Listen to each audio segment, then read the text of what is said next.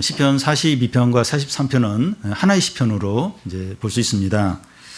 이 하나의 시편으로 볼 때 이 반복되는 후렴구에 따라서 세 부분으로 나눌 수 있습니다. 지난 시간에 첫 부분을 살펴봤고 이제 이 시간에 두 번째와 세 번째 부분을 살펴보게 됩니다.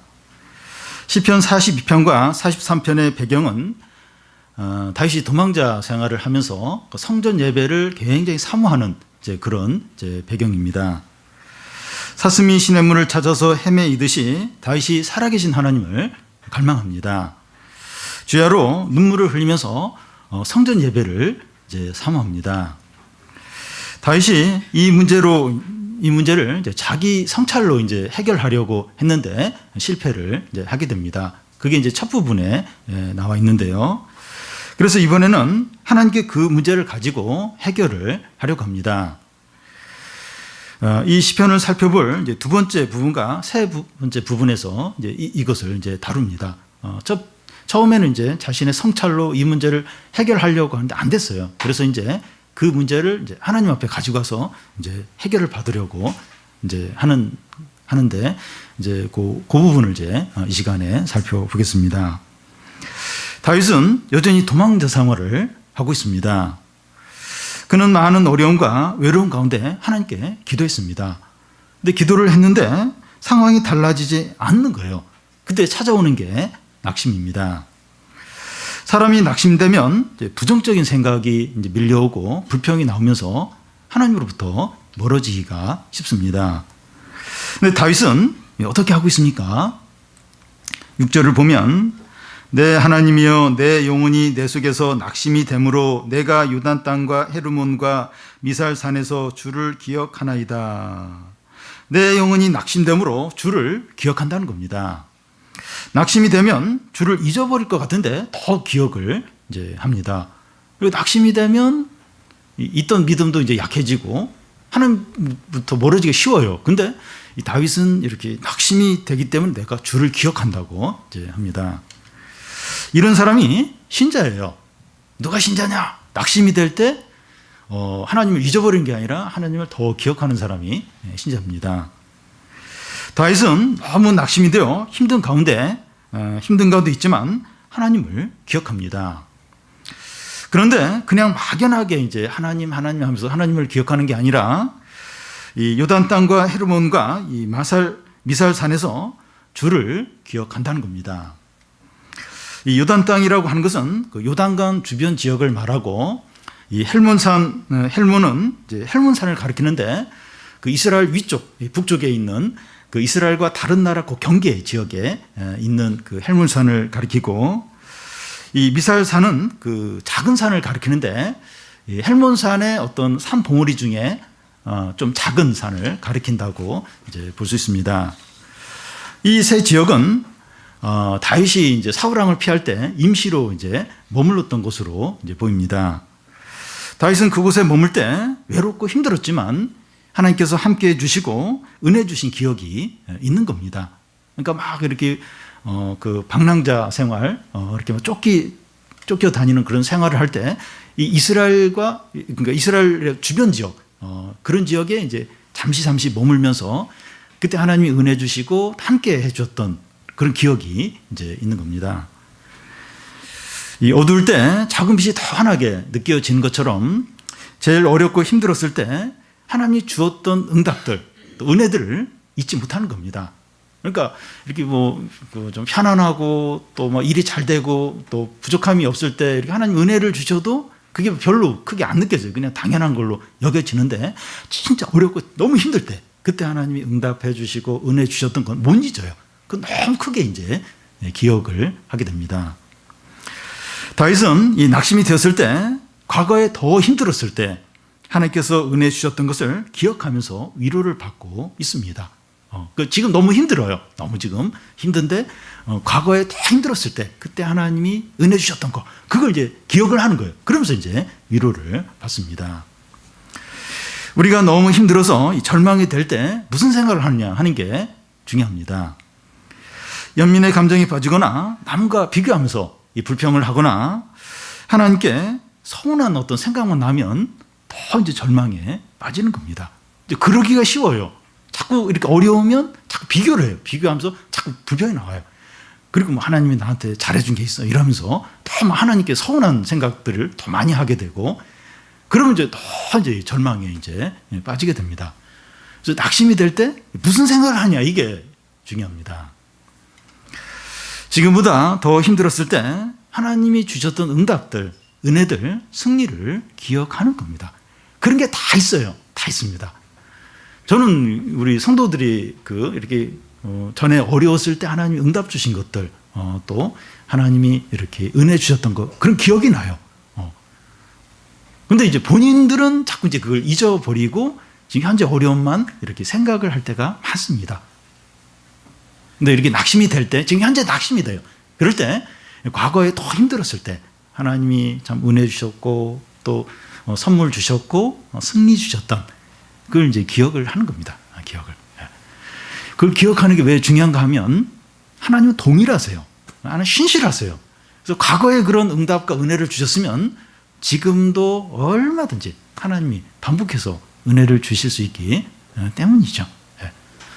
그래서 이제 예수님과 제자들이 이제 이렇게 갈릴리를 건너가는데 그 제자들이 그 예수님이 이 바리새인과 바리새인의 누룩을 조심하라 이런 얘기 하니까 제자들이 그 떡 얘기하는 줄 알고 왜 떡을 왜 이렇게 안 챙겨왔니 막 서로 막 다투는 거예요.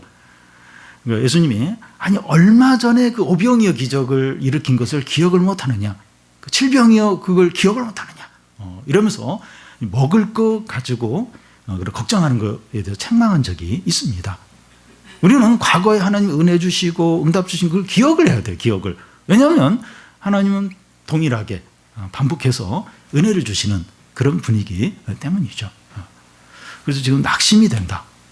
너무 참 이렇게 너무 힘들다. 한번 과거를 돌아봐요. 과거를 돌아보면서 하나님이 이렇게 응답해 주셨고 은혜 주셨던 그 기억을 하는 겁니다. 그럼 위로가 돼요. 그래서 다시 또 이제 하나님께 소망을 이제 두게 되죠. 그리고 다윗은 주를 기억하면서 어떤 고백을 합니까? 7절을 보면 우리 같이 한번 읽겠습니다. 주의 폭포 소리에 깊은 바다가 서로 부르며 주의 모든 파도와 물결이 나를 휩쓸었나이다. 여기서 모든 파도와 물결은 이 다윗이 겪는 모든 고난과 어려움과 고통을 가리킵니다. 여기 폭포 소리에 깊은 바다가 서로 부른다고 하는데 이 폭포 소리는 멀리서도 이제 그 폭포 소리가 들려요. 나이아가라 폭포 같은 엄청난 그 폭포는 수킬로 떨어진 곳에서도 그 폭포 소리가 들립니다. 그러니까 이 폭포 소리는 굉장히 커요. 이제 고난이 너무나도 이제 큰 것을 말하고, 또 깊은 바다라고 하는데 이 깊다고 하는 것은 이 고통이 너무나 심한 거예요. 이 고통이 그 바다 깊이처럼 너무나 깊고 너무나 힘든 것을 이제 의미하고, 또 이 서로 부른다, 서로 부른다고 하는 것은 그 깊은 바다가 서로 부른다 이제 하는데, 이 부른다고 하는 것은 이 큰 파도가 연이어서 이렇게 그러니까 우리가 해변가에서 바람이 많이 불 때 보면 큰 파도가 밀려와요. 그런데 그 파도에 이어서 또 큰 파도가 이제 함께 또 이렇게 뒤이어서 이렇게 밀려오는 것을 보게 되는데, 그와 같이 그 어려움이 그 다른 어려움을 불러들인다는 거예요. 그래서 이 어려움이 연이어서 일어나는 것을 이제 말합니다. 한번 어려움이 올 때 이제 그렇다는 거예요. 고통이 너무 크고 그 고통이 너무 깊고 그 고난이 연이어서 이제 밀려오는 겁니다. 한번 어려움이 올 때 이제 그렇게 이제 연달아서 막 이렇게 그 고난들이 연이어서 올 때 감당을 하죠. 정신이 없어요. 정신이 없을 정도로 이 고난이 한번 밀려올 때 그렇게 연이어서 오게 됩니다. 저희 교회 하반기를 이제 한번 돌아보면 이 다치거나 아픈 사람들이 연이어서 생겼습니다. 그 여름 행사 끝나자마자 이제 그 2주 동안의 장례가 3번 있었고요. 또 최수호 교우님이 크게 다치셨고, 우리 박순아 집사님도 몸이 또 크게 안 좋으시고, 최은희 집사님도 또 이렇게 발을 다쳐서 통기부스를 하고, 저희 아들도 이제 손을 좀 다쳤고, 또 김옥화 권사님 언니 폐가 또 갑자기 안 좋아지셔서 좀 위독하기도 했습니다. 하반기에 이 다치는 일이 몰려서 있었습니다. 보통 고난들이 연이어서 이렇게 막 오게 되면 감당을 못해요. 그냥 무너져 내리죠. 개인적으로 개인의 어떤 삶에 이렇게 막 고난이 계속해서 막 연이어서 오게 되면 감당을 못해요. 그냥 무너지고 다시 재기를 못하게 됩니다. 근데 다윗은 큰 고난들을 연이어 당하면서 어떻게 그걸 이렇게 고난들을 이제 바라봅니까? 7절을 다시 보면 주의 폭포 소리에 또 주의 모든 파도와 물결이 나를 휩쓸었나이다 이렇게 하는데, 이 주의라고 하면서 소유격으로 표현을 이제 하는데, 다윗은 당한 모든 고난을 하나님이 허락하셨다고 그렇게 바라봅니다. 주의 폭포 소리, 주의 모든 물결과 파도, 이 물결과 파도가 다 고난을 이야기하는데, 이 다윗은 이 모든 어려움을 하나님이 허락하셨다 이렇게 고백합니다. 다윗은 하나님의 주권을 인정하고 겸손한 겁니다. 막 불평하고 막 그게 아니라 주님이 이 모든 고난을 허락하셨구나. 그 고난 앞에서 겸손합니다. 그러면서 소망과 확신을 갖는데, 주의 폭포 소리이고 주의 모든 물결과 파도이기 때문에 하나님께서 통제하고 다스리신다는 거예요. 이 물결, 이 고난이 너무 커요. 너무. 근데 다 주님이 허락하신 거예요. 그러니까 주님의 통제하에 있다는 겁니다. 그러면서 이 소망과 확신을 이제 갖고 있습니다. 하나님이 찢으셨으면 싸매어 주시고 상처를 주셨으면 낫게 해 주신다는 겁니다. 우리 예레미야서도 이제 그런 말씀이 나왔는데요. 하나님 이스라엘 백성들을 다 포로로 잡혀가고 막 집도 다 불타고 막 그렇게 다 찢어버렸어요. 근데 하나님이 그 상처가 너무 크지만 하나님이 회복시켜 주신다, 싸매어 주신다. 그 얘기를 이제 예레미야가 하게 되는데, 그 모든 고난들, 어려움들 다 하나님이 통제하고 하나님이 다 다스린다는 거예요. 그래서 소망이 있다는 거예요. 소망이 있고 회복이 있다는 거죠. 우리는 이 다윗이 한 것처럼 우리의 모든 어려움에 이 주님의라고 하는 그런 소유격을 붙여야 합니다. 주의 질병, 우리에게 질병이 있는데 주의 질병, 주의 경제적인 어려움, 주의 대학 입시, 또 주의 직장 업무, 주의 사업, 이런 식으로 주님의 주권을 인정하기를 바랍니다. 학생들은 주의 공부, 내 공부가 아니라 주의 공부, 직장인들은 주의 직장, 다 이렇게 주님의 어떤 주권을 인정하는 거죠. 나의 직장, 나의 산업, 또 나의 자녀 문제, 나의 대학 입시 하면 너무 힘들어요. 두렵고 절망이 듭니다. 내가 이걸 책임져야 되고 나한테 달려있다 이러면 너무 힘들어. 너무 막 이렇게 마음이 이제 무너지기가 쉽습니다. 그런데 우리의 모든 문제를 주의 문제로 인정하고 주님을 인정하고 맡기시기를 바랍니다. 우리의 모든 문제, 모든 걱정되는 모든 문제, 주님의 주권을 인정하고 주님께 맡기는 겁니다. 다윗이 모든 문제에 이 주의 것이라고 주권을 인정하니까 그가 발견하는 게 뭡니까? 자신의 모든 어려움을 주님의 이제 그 문제다 이렇게 인정을 하니까 막 뭐가 발견이 돼요. 뭐가 막 느껴집니다. 그게 뭡니까? 8절을 우리 같이 한번 읽어보겠습니다. 낮에는 여호와께서 그의 인자심을 베풀고 밤에는 그의 찬송이 내게 있어 생명의 하나님께 기도하리로다. 다윗이 자신의 모든 어려움에 대해서 이 하나님의 주권을 인정하니까 낮에는 하나님의 인자하심이 경험이 되고 밤에는 인자하심을 베푸신 하나님께 찬양을 이제 합니다. 여전히 고난 가운데 있지만 하나님 인자하심을 맛보고 또 찬양하고 기도를 하게 되는 겁니다. 그러니까 고난이 없어진 게 아니에요. 모든 고난과 어려움을 주님의 것으로 이렇게 딱 인정을 하고 나니까 한낮에 하나님 인자하심이 막 느껴지는 거예요. 그리고 밤에는 한숨을 쉬고 막 내일 걱정하는 게 아니라 낮에 하나님이 베푸신 인자하심을 찬양하는 겁니다. 그리고 또 기도하는 거예요. 불안하고 또 염려가 되니까 기도를 하게 되는 겁니다. 자신의 모든 어려움을 주님의 것으로 인정하니까 하나님이 하시는 게 느껴지는 거예요. 하나님이. 그렇게 막 하나님이 막 이렇게 가까이 계시고 하나님이 막 도와주시는 게 막 느껴지는 거예요. 그러니까 감사하고 찬양을 하게 되는 겁니다. 어려워 힘들어요.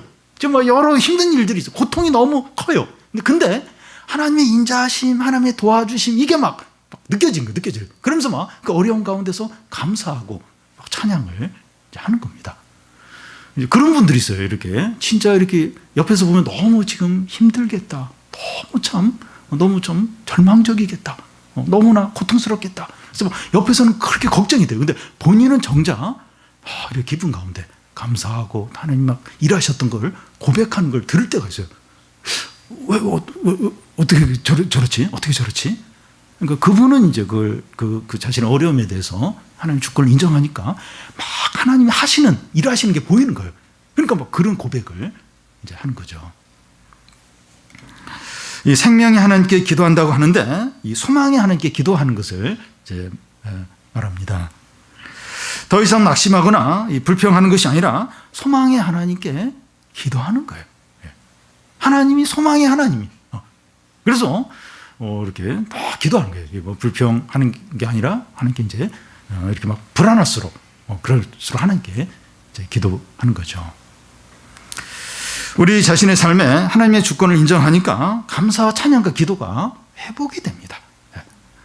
그러니까 나의 어떤 문제고 나의 일이고 이럴 때는 막 불평이 나와. 막 걱정만 나오고 막 원망만 나오게 되는데 이게 주님의 일이고 주님의 문제고 주님의 사업이고 주님의 공부고 주님의 질병이고 인정하게 되면 감사와 찬양과 기도가 막 나오는 거예요.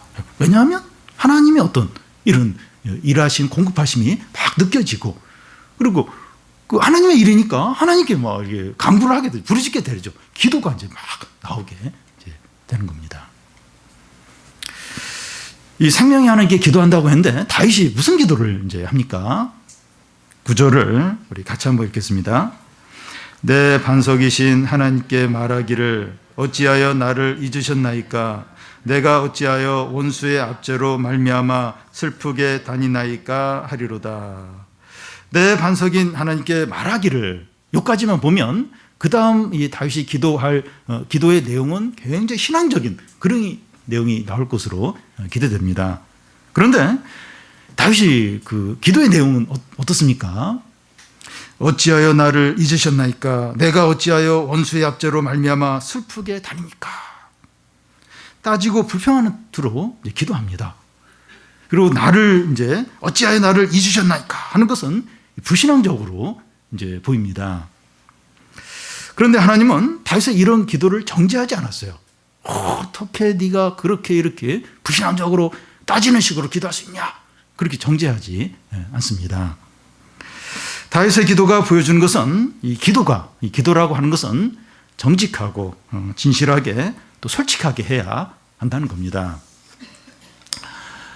저는 이제 아무리 좀 힘들어도 이런 식으로 기도를 못하는 것 같아요. 이렇게 말을 이렇게 정제해가지고 말을 골라서 이제 이렇게 하는 것 같아요. 그래서 그만큼 이제 이 정직함과 진실함이 좀 떨어지는 것 같아요. 이 다윗처럼 이런 식으로 이렇게 기도를 잘 못하는 거예요. 그러니까 이제 그만큼 이제 이렇게 어떤 진실함이 이제 떨어진다고 이제 생각됩니다. 기도가 정직하고 진실할수록 간절함과 열정이 있죠. 열정이 있습니다.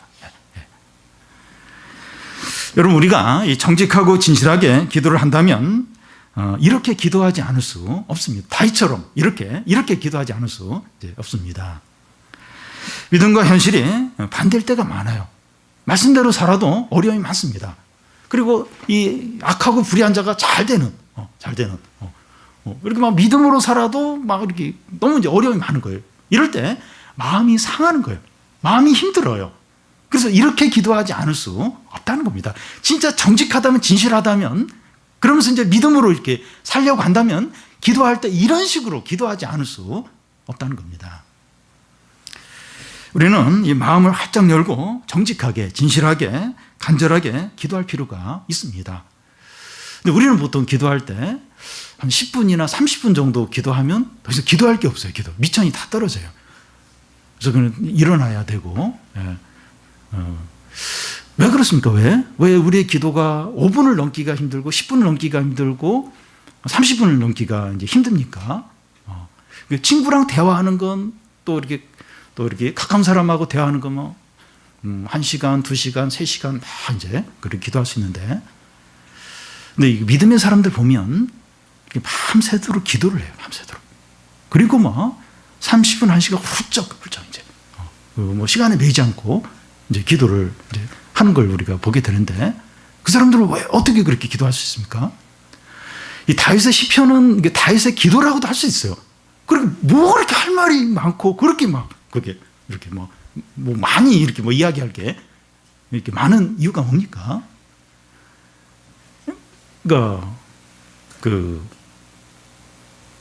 그러니까 이제 조금 더 보면 이 다윗이 기도하면서 잊지 않아야 할 것이 있는데, 다윗이 기도하면서 잊지 않은 것이 있는데 9절 앞에 보면 내 반석이신 하나님, 내 반석이신 하나님을 확신하는 가운데 정직하고 간절하게 기도를 해는 겁니다. 그래서 우리가 이렇게 믿음 안에서 마음을 쏟아 놓는다면 무슨 말이든지 다 이제 해도 된다는 거예요. 진짜 마음에 너무 힘들고 이렇게 도저히 사람들에게 할 수 없는 그 마음에 진짜 하고 싶은 어떤 말들, 힘든 이야기를 믿음 안에서 얼마든지 하나님께 쏟아 놓을 수 있다는 겁니다. 그러니까 믿음의 사람들이 어떻게 뭐 1시간 밤새도록 이제 기도하는 게 가능한가 하면 믿음 안에서 자신의 마음을 다 쏟아놓는 거예요. 다. 두려움들, 염려들, 욕심들, 자신의 어떤 충동들, 또 뭐 이 모든 걸 하나님 앞에서 다 이제 쏟아 놓으니까 시간에 구애받지 않고 이렇게 얼마나 자연스럽게 이렇게 하나님께 기도할 수 이제 있는 거죠. 우리는 막 고민이 되고 힘든 거 있으면 이렇게 막 밤을 새우고 이렇게 막 오랫동안 고민할 수 있는데, 이제는 그렇게 하기보다 그 힘들고 고민하는 걸 믿음 안에서 하나님 앞에서 다 이제 쏟아놓으면서 이제 기도를 이제 하는 거죠. 우리에게 참 이게 얼마나 필요한지 몰라요. 그러니까 믿음 없이 막 하는 건 이건 바른 기도는 아니에요. 그냥 막 이렇게 하나님께 막 화를 내고 또 하나님께 막 불평하고 막 이제 신세 타령하고 그건 이제 기도가 아니고, 내 반석이신 하나님, 그 믿음 안에서, 그 확신 안에서, 그 안에서 이제 마음의 모든 걸 이렇게 쏟아 놓으면서 얼마든지, 어찌하여 나를 잊으셨습니까? 어찌하여 내 원수에게 압박을 받으면서 내가 이렇게 도망을 쳐야 됩니까? 이런 말을 우리 생각에는 하면 안 될 것 같아요. 근데 내 반석이신 하나님께 내가 말하기를 하면서 어찌하여 나를 잊었습니까? 어찌하여 내 원수의 압박을 받으면서 내가 이렇게 도망을 쳐야 됩니까? 어떤 면에서 따지는 것처럼 그만큼 힘든 거예요. 우리도 이게 믿음 안에서 주님에 대한 어떤 확신 안에서 얼마든지 마음을 이렇게 쏟아 놓으면서 솔직하게, 정직하게, 진실하게 그 힘든 것을 다 쏟아 놓는 기도를 하시기 바랍니다. 우리의 기도가 그런 기도가 되면 훨씬 더 간절할 거예요. 훨씬 더 뜨겁고, 그리고 그 기도 안에 많은 은혜, 많은 어떤 회복들, 많은 응답들이 있을 겁니다. 다윗은 이 자기의 이 고통을 말하면서 가장 큰 고통이 뭔가 하는 것을 말하고 있습니다.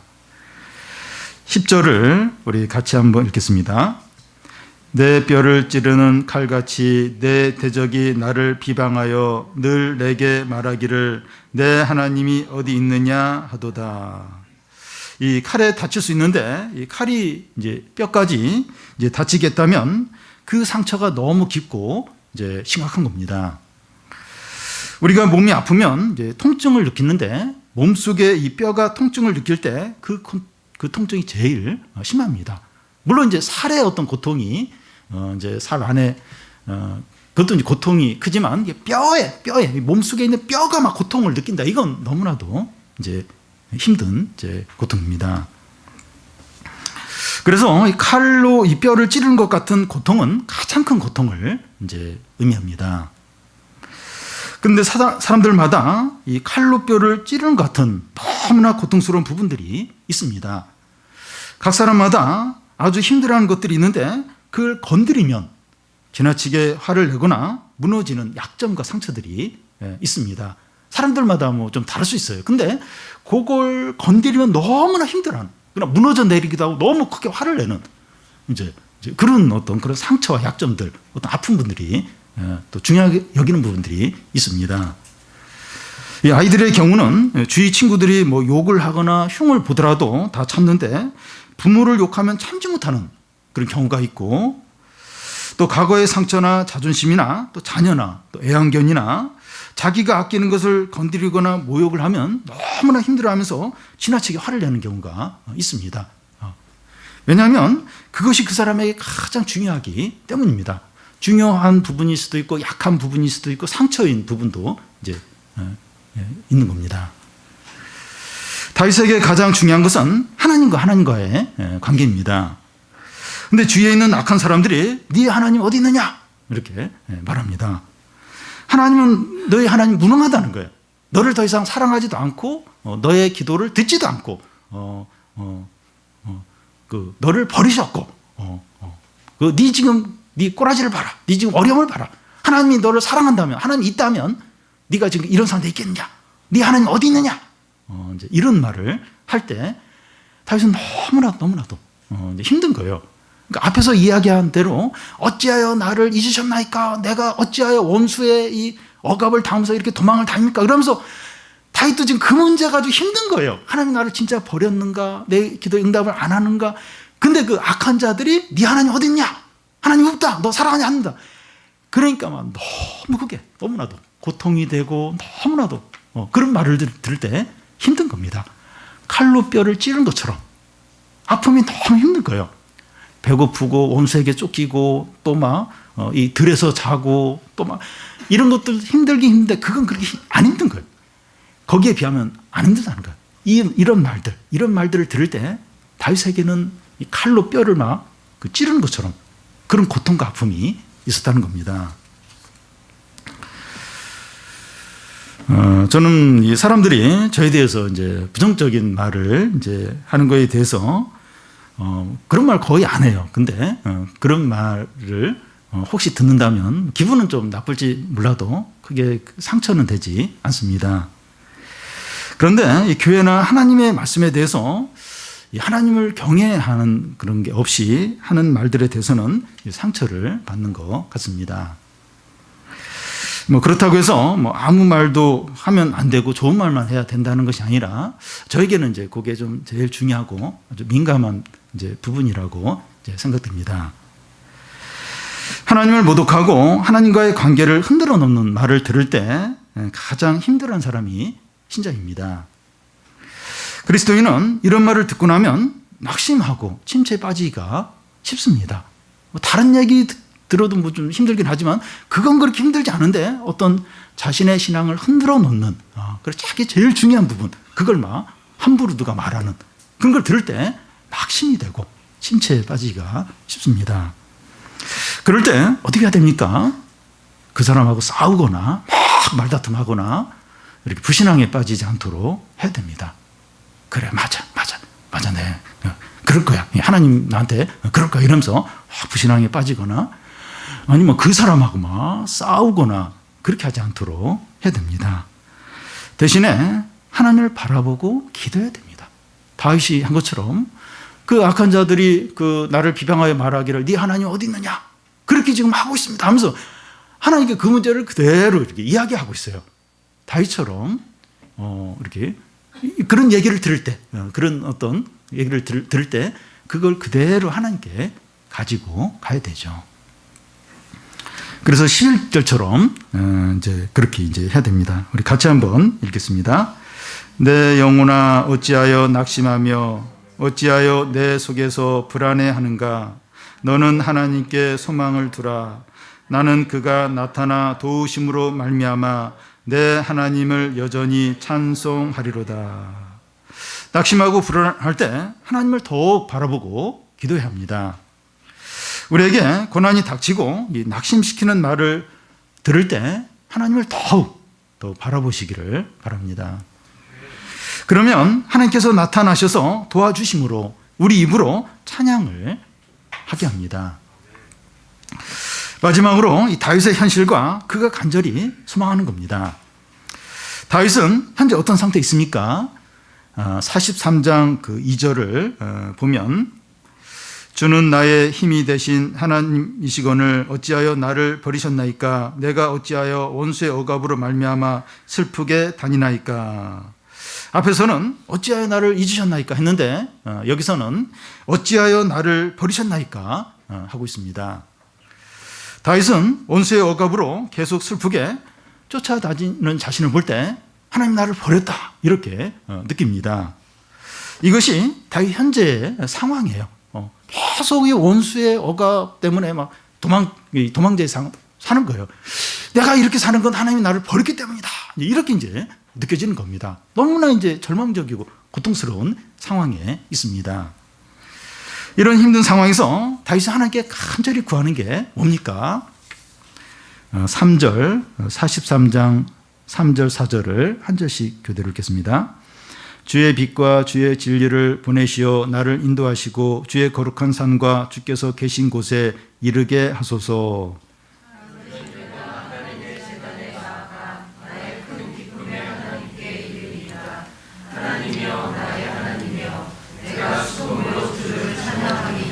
예. 3절에 주의 거룩한 산과 주께 계시는 곳은 성전을 가리킵니다. 하나님께서 자기를 인도하셔서 성전에 이르게 해달라는 겁니다. 성전에서 하나님께 마음껏 예배하고 온 마음으로 수금으로 하나님을 찬양하게 해달라고 합니다.